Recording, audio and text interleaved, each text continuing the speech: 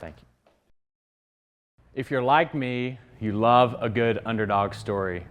So I'm going to take a risk today and tell you mine.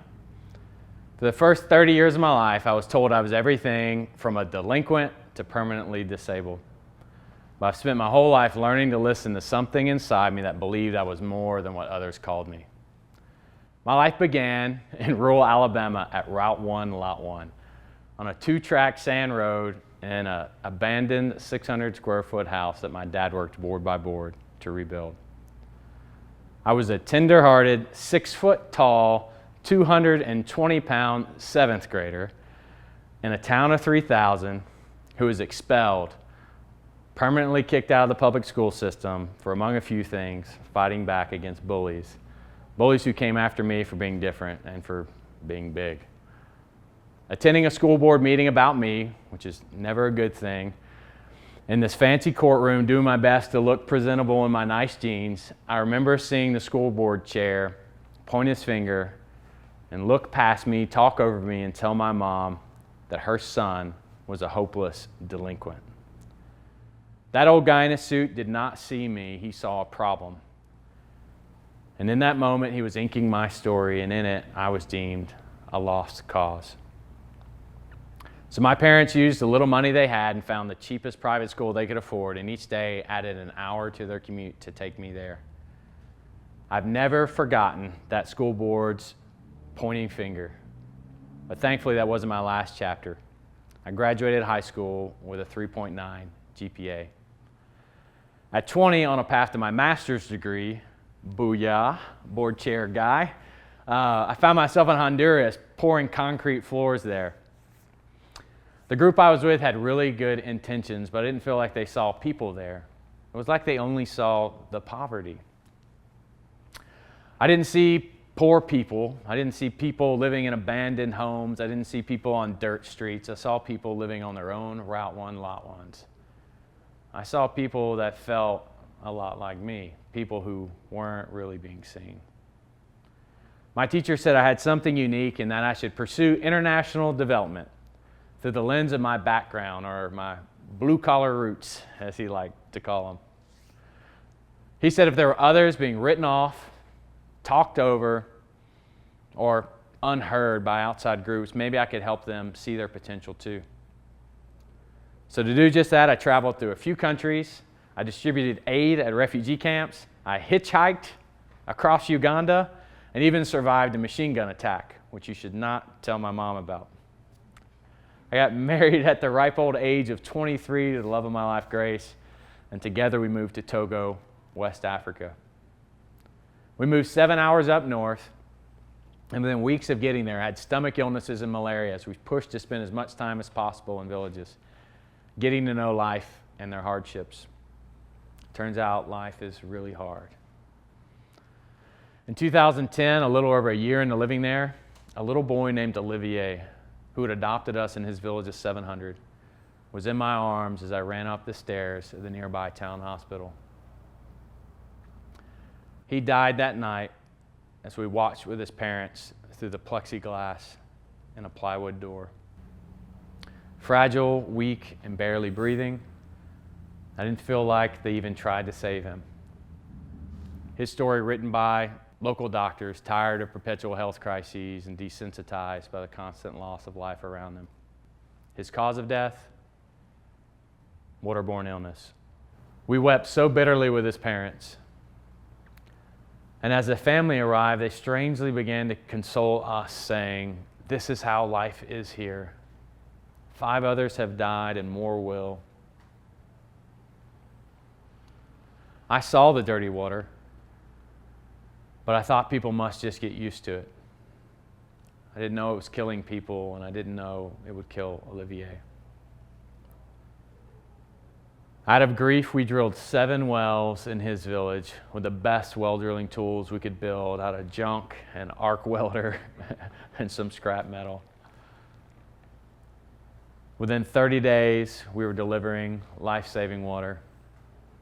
30 days too late for Olivier, but just in time, we hope, for everyone else. And within 2 years, we had drilled 100 wells. and we're eradicating the water crisis village by village. In June of 2011, this big farm boy fell to the water crisis too. I arrived at the nicest hospital in Togo with Shigella, Salmonella, E. coli, cerebral malaria, amoebic dysentery, and more. It was like level 10 of the Oregon Trail. I was unable to see or stand in horrific pain with my knuckles, knees, and toes literally splitting open from the intense swelling I was undergoing. This time it was my wife looking at me through the plexiglass and a plywood door. 4 weeks of agony later, I was evacuated to the United States with a barely meager income, no house, no car, no belongings, and worse yet, no health insurance. The specialist said it'd be $5,000 for the first test alone. So my wife rolled the now 320-pound, wheelchair-bound, internally bleeding and externally agonizing me out of an elevator, and we broke down in tears as we handed our only credit card over to the receptionist, knowing that it would be maxed out, but desperate to find answers. As we sat there, the doctor saw us, and he called us back with compassion and pity in his eyes. And we walked out of that appointment and every other appointment each week for 16 weeks with him writing no charge at the top of the yellow invoice. He was compassionate, he cared deeply for us, but one day, months into treatment, I watched as he looked past me, talked over me, and told my wife that Matt's disabled. His condition's not going to improve, and the sooner he accepts this, the better. Lost cause. Wasn't just some school board's unfair judgment that was failing to see me. Even someone with compassion was failing to see beyond my circumstances to my potential. I'm sure he thought, how could someone so sick ever get to where everyone else was, get to where he was again? But that's when it hit me. He had tried all he could do to fix me, but I hadn't. Like many people, I was waiting on someone else to fix my problems rather than relying on the strength that had come from my childhood, from my defeats, and from my learned self-belief. So I left that visit and read every book and blog I could find on my health conditions. I hypothesized, I tested, I documented. I went on a whole foods plant-based diet, which is a big deal for a redneck. I took ice baths and cold showers, stretched my joints in scalding water, fasted, and prayed a ton. And within 4 weeks of his disability pronouncement, I was walking again. I wasn't some overweight, poor high school delinquent, and I wasn't going to be a disabled 28-year-old either. I refused to let that be the end of my story. It was time I took the pen out of others' hands. It was my turn to write a new story. Fighting life's hardships had not made me weak. It had made me strong. And if you look at someone through the lens of their current situation, you fail to see where they've come from and what strength that might give them for where they're going. So 2 months after walking again, my wife and I were headed back to West Africa on a mission to share the message of you're more than your circumstances to our friends there. And 10 years of crazy hard work later, instead of taking 30 medications each day, I eat a lot of plants. And I run 30-hour ultra marathons and do 140-mile Ironman races. This crazy backstory is why today I'm the troublemaking CEO of a charity trying to put itself out of business. Everything I'm about to say comes from being told my whole life that there wasn't a way when there was one. And this conversation is a testament to the power of resiliency, removing labels, and dreaming a whole lot bigger. From my perspective, I see those of us working in charity and trying to do good, often mobilizing compassion within ourselves by mislabeling others as poor and broken.